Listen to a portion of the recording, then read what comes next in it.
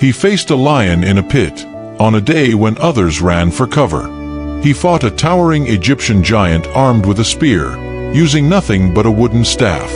And he became the man every soldier feared, not for his brutality, but for his faith. The scriptures say in 2 Samuel chapter 23, verse 20, Benaiah the son of Jehoiada, a valiant fighter from Kabzeel, performed great exploits. He struck down 2 of Moab's mightiest warriors, and he also went down into a pit on a snowy day and killed a lion.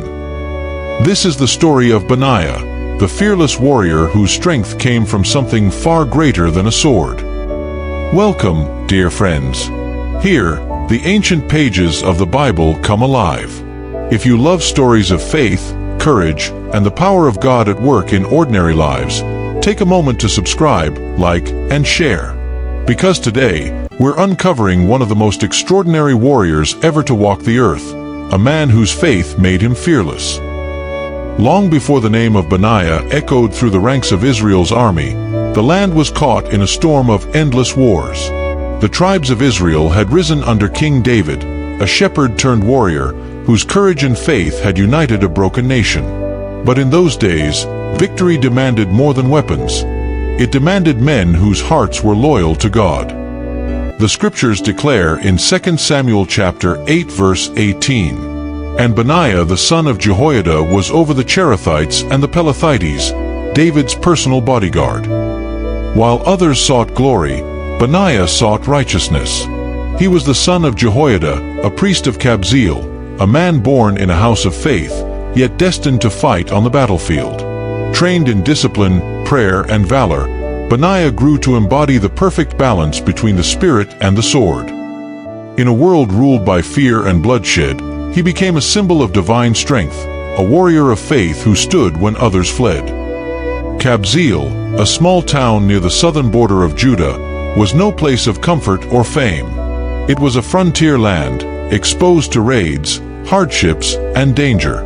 And it was here that Benaiah was born, the son of Jehoiada, a priest who served faithfully before the Lord. From his youth, Benaiah learned not only the words of the law, but the discipline of battle. His hands were taught to wield the sword, but his heart was trained to trust in God. In the harsh wilderness of Judah, faith was not a word, it was survival. The Moabites often threatened the borders of Israel, and their warriors were fierce and skilled in combat. But Benaiah, young and untested, faced them with the boldness of one who feared God more than death. The record says he struck down 2 of Moab's strongest champions, men renowned for their size and ferocity. He did not fight for glory, nor to be seen by men, but because righteousness demanded courage. Then came the test that would define him for generations. A winter unlike any other swept across the land. The ground was frozen, the air bitter. On one such day, a lion had wandered into the territory near Kabzeel, hungry, wild, and deadly. It had fallen into a pit, a trap dug perhaps by hunters or soldiers. The sound of its roar echoed through the valley, a sound that made even brave men hesitate. But not Benaiah. While others kept their distance, he walked toward the pit. Snow fell softly around him. The earth was slick beneath his feet. Every instinct of survival warned him to turn back, yet something greater called him forward. The courage of faith. The quiet conviction that God was with him.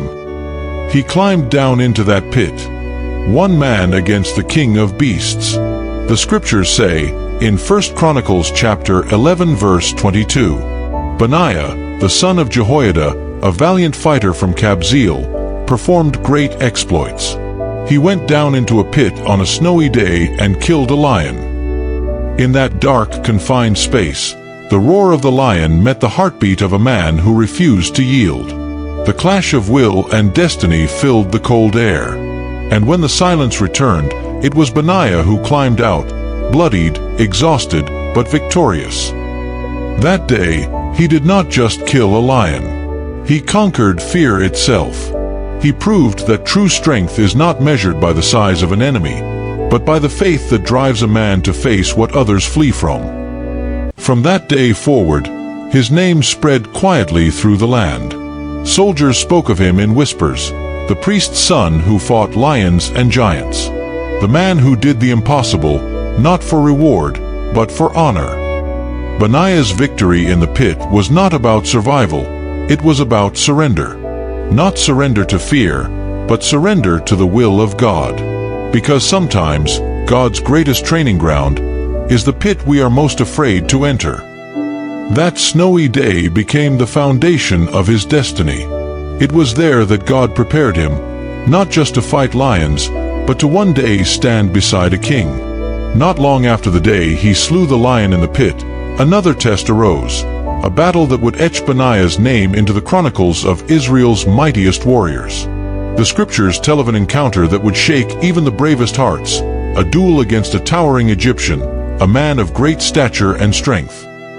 In 2 Samuel chapter 23 verse 21, it is written, "He struck down an Egyptian, impressive in appearance. Though the Egyptian had a spear in his hand, Benaiah went against him with a staff, snatched the spear from the Egyptian's hand and killed him with his own spear." This Egyptian was not an ordinary man. Historical writings describe such warriors from Egypt as towering figures, often trained in combat from childhood, skilled with the long spear and the curved blade. Many scholars believe he stood nearly 7 feet tall, wrapped in bronze armor that glinted beneath the desert sun. He was the symbol of human strength, intimidation, and pride. But Benaiah did not measure himself against the size of the man. He measured him against the power of God. Armed with only a wooden staff, he approached the Egyptian. There were no chariots, no army behind him, only faith, steady breath, and the quiet confidence of one who had already seen the hand of the Lord deliver him from greater dangers. As the Egyptian advanced, his spear cut the air with a hiss, a weapon designed to pierce armor and flesh in a single strike. Yet Benaiah waited. He did not rush forward, he studied his enemy, each movement, each breath, each weakness. The courage that filled his heart was not the courage of a soldier trained by men. It was the courage of one trained by heaven. And then, with a sudden motion, he moved. The wooden staff struck the spear aside, a sound like thunder in the stillness of the battlefield. Dust swirled. Before the Egyptian could recover, Benaiah seized the giant weapon from his hands, and with one decisive strike, ended the duel. That day, Israel witnessed what divine strength truly looks like. A man without armor defeated a warrior of nations because the Spirit of the Lord was with him. The camp of David fell silent at first. Then came the whispers, low, reverent, awed. "Benaiah, the priest's son, has slain the Egyptian." His victory spread across the valleys of Judah, carried in stories told around campfires, remembered by every soldier who longed to see the same faith within himself. The mighty Egyptian had fallen, not to superior skill, but to superior faith. For Benaiah understood the ancient truth written in Psalm chapter 20 verse 7. "Some trust in chariots and some in horses, but we will remember the name of the Lord our God." And from that day forward, Benaiah was no longer merely a soldier. He became a living legend, the warrior who fought not for his own glory, but for the honor of the Lord. In the days when kings measured loyalty by the sword, Benaiah's name rose quietly, not through ambition, but through honor. His victories had become the songs of soldiers, his courage the whisper of every campfire. Yet, unlike many who tasted fame, pride never found a home in his heart. The scripture says in 2 Samuel chapter 23 verse 23, "He was more honored than the 30, but he attained not to the first 3. And David set him over his guard." Benaiah's fame reached the ears of King David. The shepherd king who once faced Goliath saw something of himself in this man, the same fire of courage, the same humility of heart, and the same unshakable trust in the living God. While others sought glory, Benaiah sought service. When men around him spoke of conquest and spoils, his words were of obedience and faith. He was not driven by reward, nor by the hunger for command. He fought because righteousness demanded it. David tested many warriors, but few could match Benaiah's balance of spirit and steel. He was a man of deep devotion, molded by prayer in his youth, and refined by battle in his years. Born in the house of a priest, raised in the fear of the Lord, Benaiah understood that victory without humility is defeat in disguise. As the years passed, David made him captain over the Cherethites and the Pelethites, an elite unit chosen to guard the king himself. This was no ordinary appointment. These were men trusted with the life of Israel's anointed one. And at their head stood Benaiah, not because he was the strongest, but because he was the most faithful. His presence beside David was more than protection. It was a symbol of covenant loyalty. He shielded the king not only from arrows and blades, but from betrayal and fear. And David, who had seen both victory and heartbreak, knew this truth well, that one faithful man is worth more than an army of the proud. In 1 Chronicles chapter 11 verse 25, the scripture affirms, Benaiah the son of Jehoiada was more honored than the 30, but he attained not to the first 3. And David set him over his guard. To the men of Israel, Benaiah became a legend, a warrior whose sword shone not for self-glory, but for the glory of God. His greatness was not found in his triumphs, but in his restraint. He fought when commanded. He waited when others rushed. And he obeyed when obedience cost him comfort. The courts of David were filled with mighty men, Joab the general, Abishai the fearless, Asahel the swift, yet Benaiah's strength lay in quiet righteousness. He wielded power, but power never ruled him. Even in the stillness of the palace, when songs of victory echoed through Jerusalem, Benaiah often withdrew to the courtyard, where the stars hung silently above the city of David. There he would kneel and whisper prayers to the God who had saved him from lions and giants. For he knew, the same hand that gave him victory could also take it away. The mark of Benaiah's greatness was not the sword in his hand, but the humility in his heart. While others chased the crown, he chose the cross of service. And it was this spirit that made him the most trusted man in David's kingdom, a warrior whose honor shone brighter than his armor. He had learned that true power does not come from rank or recognition. It comes from obedience. Years passed. The strength of King David began to fade, and the once fiery warrior of Israel now leaned upon his staff. Yet even in his final days, the battle for the throne was not over.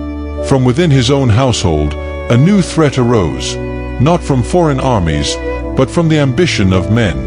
The scriptures record in 1 Kings chapter 1 verse 5 to 8. Then Adonijah the son of Haggith exalted himself, saying, I will be king. And he prepared chariots and horsemen and 50 men to run before him. His father had never rebuked him at any time by saying, Why have you done so? He also conferred with Joab the son of Zeruiah, and with Abiathar the priest, and they followed Adonijah and helped him. But Zadok the priest, Benaiah the son of Jehoiada, Nathan the prophet, Shimei, Ray, and the mighty men who belonged to David were not with Adonijah. When others bent their knees to the rebel prince, Benaiah stood still.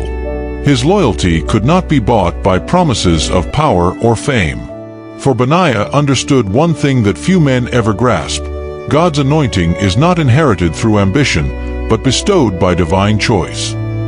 Adonijah's voice echoed through Jerusalem, proclaiming himself king while David still breathed.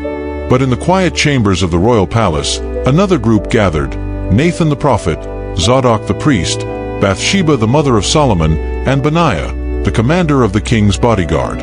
They sought the will of God, not the will of man. The scriptures tell us in 1 Kings chapter 1 verse 32 to 34. And King David said, Call to me Zadok the priest, Nathan the prophet, and Benaiah the son of Jehoiada. So they came before the king. Then the king said to them, Take with you the servants of your lord, and have Solomon my son ride on my own mule, and take him down to Gin. There let Zadok the priest and Nathan the prophet anoint him king over Israel, and blow the trumpet, and say, Long live King Solomon! And Benaiah answered the king, saying, Amen. May the Lord, the God of my lord the king, so declare it." He then led the royal guards, the Cherethites and the Pelethites, escorting Solomon upon David's own mule through the streets of Jerusalem. The sound of trumpets thundered through the valley, and the people shouted with joy. And that day, the plans of Adonijah were broken. But the story did not end there, for rebellion does not die quietly. When David passed away and Solomon sat upon the throne, the whispers of Adonijah returned. Once again, the son of Haggith sought to take what was not his, this time through deception, asking for Abishag, the young woman who had served King David in his old age. Solomon, filled with wisdom, saw through the plot. He knew that this request was more than a plea for marriage. It was a claim to the throne. And so the king spoke judgment, as recorded in 1 Kings chapter 2 verse 22 to 25. And King Solomon answered and said to his mother, "And why do you ask Abishag the Shunammite for Adonijah?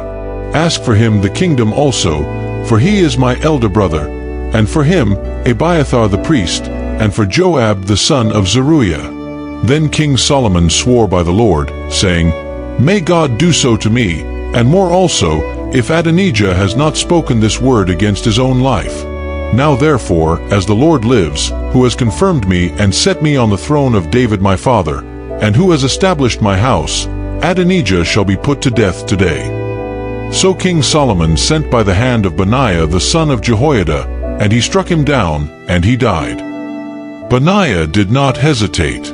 His loyalty was not to men, but to the divine justice that upheld the throne of Israel. He drew his sword not in rage, but in obedience. Not long after, the judgment of God came upon others who had betrayed David. Joab, who had shed innocent blood, fled to the tabernacle and clung to the horns of the altar. But even there, justice found him.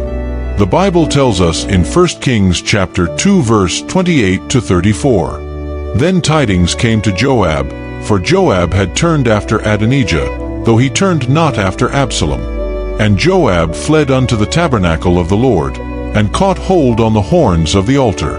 And when it was told King Solomon that Joab had fled to the tabernacle, Solomon sent Benaiah the son of Jehoiada, saying, "Go, fall upon him." And Benaiah came to the tabernacle of the Lord, and said unto Joab, "Thus says the king, Come forth." And he said, "No, but I will die here."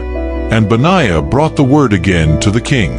And the king said unto him, "Do as he has said, and fall upon him, and bury him, that you may take away the innocent blood which Joab shed for me and for my father's house."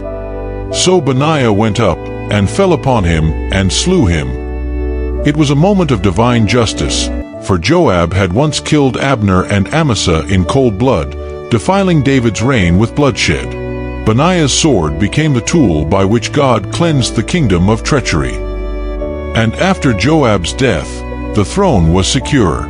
Solomon, now the wisest king in Israel's history, looked to Benaiah and said, "You shall be commander of the army in Joab's place." The scriptures affirm this in 1 Kings chapter 2 verse 35. The king put Benaiah the son of Jehoiada over the army in place of Joab, and the king put Zadok the priest in the place of Abiathar. Thus the son of a priest became the sword of a king, the enforcer of justice, the defender of righteousness, and the guardian of the divine promise made to David. Through every test, Benaiah remained steadfast.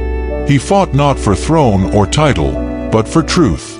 And though history remembers him as a soldier, heaven remembers him as a servant, a man who proved that the greatest power is loyalty to God's will. What made Benaiah the most feared soldier in the Bible was not his sword, nor his victories, it was his spirit. His strength came from a place most warriors never dared to seek, the secret place with God. Benaiah was not born into royalty. He came from Kabzeel, a small town on the southern border of Judah, a land often ravaged by battle. Yet within that humble place stood a man of faith, Jehoiada, his father, a priest of the Lord. From his youth, Benaiah had seen both the quietness of the temple and the cries of the battlefield. He was raised between the altar and the sword, learning early that true strength does not come from power, but from purity. When others trained their arms, Benaiah trained his heart. When others sought fame, he sought faith. Before every battle, he bowed in silence, committing his life to the one who gives victory. The scriptures declare in Psalm chapter 144 verse 1, "Blessed be the Lord my rock, who trains my hands for war and my fingers for battle." These were not empty words to him, they were the rhythm of his life. Each swing of his blade was guided by conviction. Each step into danger was grounded in obedience. He fought not to prove his might, but to fulfill God's will, to stand for the righteousness that his king, David, cherished. And that was his secret, obedience. For obedience opens the gates of divine strength. It was obedience that made Benaiah descend into a pit on a snowy day when reason said, "Turn back." It was obedience that gave him courage to face the Egyptian giant, armed only with a staff. And it was obedience that made him stand beside Solomon, defending the throne of God's chosen king.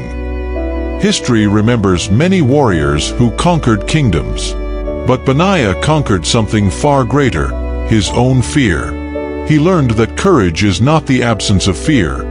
It is faith standing firm in the face of it. He believed what the Lord spoke through David, that no victory belongs to the sword, but to the God of Israel.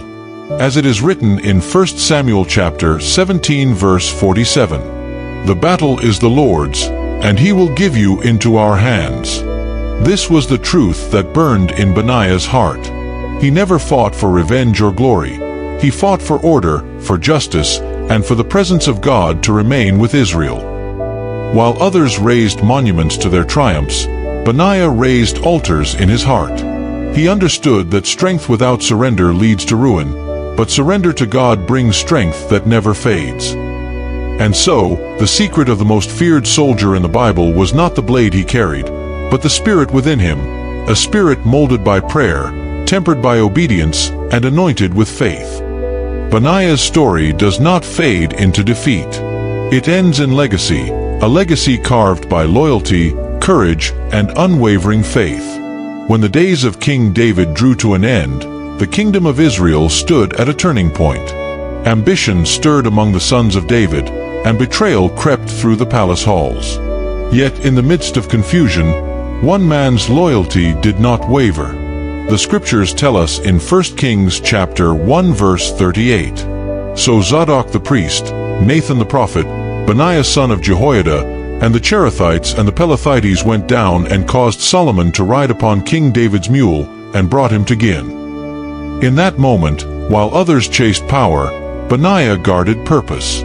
He stood by the true anointed king, Solomon, and by doing so, he upheld the divine order that God himself had chosen. His sword was not lifted for ambition, but for obedience. And heaven honored that kind of strength. Later, as David's final commands were carried out, Benaiah was entrusted with the most dangerous tasks in the kingdom, to bring justice where corruption had taken root. He did not strike in hatred, but in holiness. Through his hand, Solomon's throne was secured, and peace returned to Israel.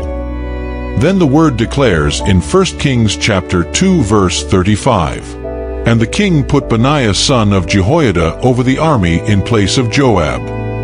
From a lonely pit to the commander's post, the man who once faced a lion now led the armies of the living God. He began in obscurity, a soldier few remembered. Yet his faith lifted him to greatness. He faced death and found purpose. He fought lions, giants, and rebellion, and through every battle, he learned that victory belongs to the Lord. Benaiah's life teaches us a secret the world has forgotten. True power is not found in the sword, nor in the crown, but in the heart that fears God. His courage was born from conviction. His honor was shaped by obedience. And his legacy still whispers through the ages, reminding us that faith turns ordinary men into divine instruments. He began in a pit and ended in command. From the roar of the lion to the stillness of the throne room, Benaiah proved that the mightiest soldier is the one who fears God most. So now, as his story closes, a question remains for you.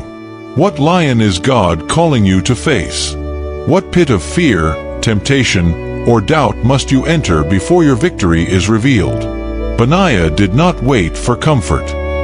He stepped into the pit, and there God met him. Remember what is written in Psalm chapter 27 verse 1. The Lord is my light and my salvation. Whom shall I fear? The Lord is the strength of my life. Of whom shall I be afraid? Let that truth ignite your heart today. For courage born of faith never dies. It lives on, generation after generation, in all who dare to trust God beyond their fear. If this story has stirred your spirit, share it with others, so that courage, faith, and obedience may rise again in every heart that hears the name Benaiah.